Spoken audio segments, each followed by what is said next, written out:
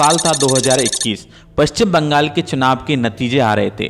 TV screen पर ममता बनर्जी जीत के तीसरे बड़े रिकॉर्ड की तरफ बढ़ रही थीं। 2021 का चुनाव जहां बीजेपी को परास्त कर ममता ने सत्ता सरकार सीएम की हैट्रिक लगा दी। लेकिन देश की निगाहें किसी और पर टिकी थीं।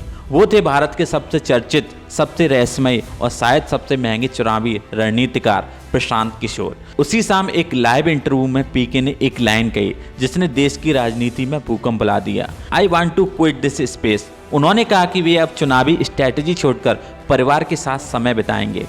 I want to quit this space. I want to quit this space and I want to be on record with you. I want to quit this space, leave IPAC to be run by the leadership team of IPAC and do something else, spend time with my families. लेकिन सबसे बड़ा सवाल ये था 2 मई 2021 की शाम आखिर ऐसा क्या हुआ कि प्रशांत किशोर पूरे देश के सामने ये कह रहे थे कि वो अपने पेशे से संन्यास ले रहे हैं। ये वही पीके थे जिन्होंने देश के आधे से ज्यादा बड़े नेताओं को सत्ता के दरवाजे तक पहुंचाया। किसी को प्रधानमंत्री बनाया तो किसी को मुख्यमंत्री कुर्सी तक पहुंचाया। हर बड़े चुनाव के पीछे उनका दिमाग चलता था। लेकिन फिर अचानक क्या होने लगा कि दूसरे को जिताकर अब खुद जीतने का समय आ गया है। क्या पीके अब अपने लिए सत्ता का रास्ता बनाना चाहते थे या फिर इसके पीछे कोई और गहरी कहानी छिपी थी? क्योंकि कुछ ही महीनों बाद वही पीके राजनीति में खुद उतरने वाले थे और हाँ, उन्होंने अपनी किस्मत आजमाने का फैसला भी कर लिया था, बिल्कुल खुले तौर पर। यही वो मैदान था जहां प्रशांत किशोर ने पहली बार खुद को नेता की तरह पेश किया।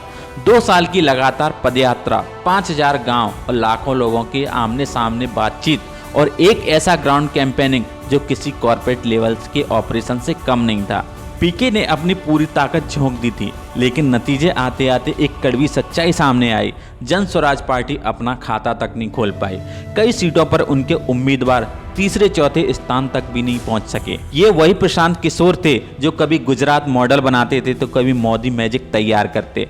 ममता को कोलकाता की सत्ता में तीसरी बार वापस लाते थे, जगन मोहन रेड्डी को रिकॉर्ड तोड़ सीटें दिलाते और केजरीवाल को दिल्ली में दोबारा मुख्यमंत्री बनाते। लेकिन बिहार ने उन पर भरोसा नहीं किया।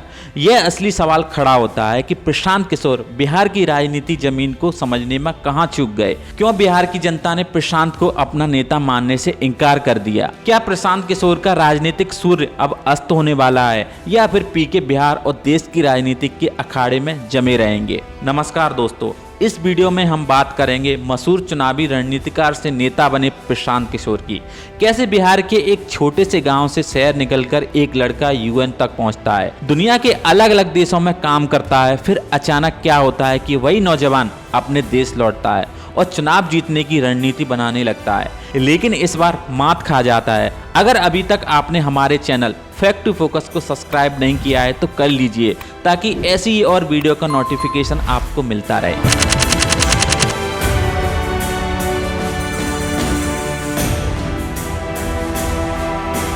बिहार वो मिट्टी है जहां नेता बनाए नहीं जाते, नेता जन्म लेते हैं।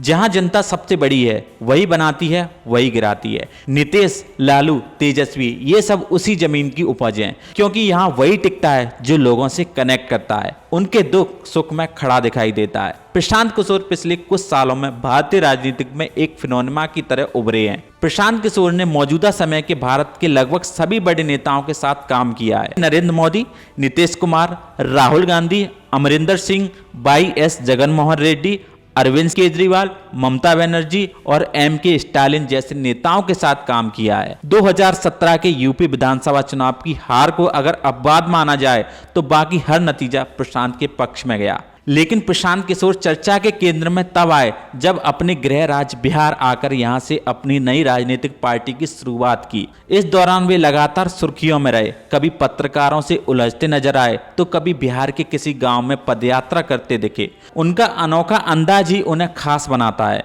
मीडिया को दिए इंटरव्यू में पीके बताते हैं कि उनका जन्म बिहार के सासाराम के कोनार गांव में हुआ है। पिता डॉक्टर थे, इसलिए पोस्टिंग बदलती रहती। घर बक्सर में था जहां उनके दिवंगत माता पिता रहा करते। उनकी पढ़ाई पर ज्यादा जानकारी नहीं मिलती। पीके भी ज्यादा बात नहीं करते। वो बताते हैं कि शुरुआती पढ़ाई गांव से ही की थी, फिर पटना के साइंस कॉलेज में 12वीं पास की, फिर दिल्ली विश्वविद्यालय के हिंदू कॉलेज में एडमिशन, लेकिन पढ़ाई बीच में ही छोड़ देते हैं। उन्होंने पब्लिक हेल्थ को करियर बनाया। इसी सिलसिले में वे यूनाइटेड नेशन से जुड़े। 8 साल तक यूएन में काम करने के बाद 2011 में देश लौटते हैं और गुजरात के तत्कालीन मुख्यमंत्री नरेंद्र मोदी के साथ काम करते हैं। पीके बताते हैं कि उन्होंने एक रिसर्च पेपर लिखा था जिसमें गुजरात में कुपोषण पर सवाल उठाए थे। मोदी ने उन्हें इस पर काम करने के लिए बुलाया। धीरे धीरे पीके भाषण लिखने तक आ गए। 2012 के गुजरात चुनाव की रणनीति पूरी तरीके से प्रशांत किशोर की थी। उन्होंने मोदी को डेवलपमेंट मैन की तरह पेश किया और तकनीक का भरपूर इस्तेमाल किया। 2013 में पीके ने अपनी साथियों के साथ सीएजी बनाई जो बाद में आईपीएसी बनी। 2014 लोकसभा चुनाव में चाय पर चर्चा, रन फॉर यूनिटी मंथन सब पीके की टीम की देन थी और पीके देश में छा गए। लेकिन मोदी सरकार में लेटरल एंट्री को लेकर मतभेद हो गया।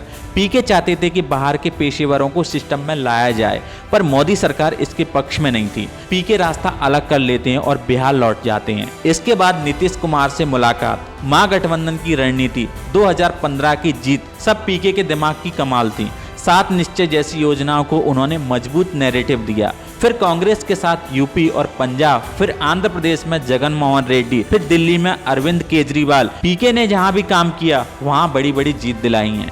लेकिन नीतीश के साथ सीएए और आप वाले मुद्दों पर टकराव हुआ और पीके को जेडीयू से निकाल दिया गया। इसके बाद बंगाल खेला होवे का नारा, टीएमसी की शानदार जीत और फिर 2 मई 2021 की शाम संन्यास का ऐलान। I want to quit this space and I want to be on record with you. I want to quit this space, leave IPAC to be run by the leadership team of IPAC and do something else, spend time with my families. क्या यह वही वक्त था जब पीके ने राजनीति में खुद उतरने का फैसला कर लिया? 2022 में उन्होंने साफ कहा, अब मैं दूसरों को जिताना नहीं चाहता, अब खुद राजनीति करूंगा। 5000 गांव की पदयात्रा, तीखी बयानबाजी, शराबबंदी से लेकर शिक्षा, पलायन और अफसरशाही तक पीके हर मुद्दे पर खुलकर बोले। 2 अक्टूबर 2024 को पटना में उन्होंने जन स्वराज पार्टी की घोषणा की, लेकिन कहानी पलट गई।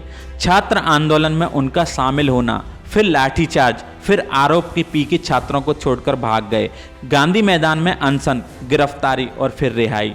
पीके की छवि लगातार सवालों में गिरती गई और चुनाव नजदीक आने तक पीके का नैरेटिव कमजोर पड़ गया। लोग बोलने लगे स्ट्रैटेजिस्ट अच्छा, पर नेता अभी नहीं।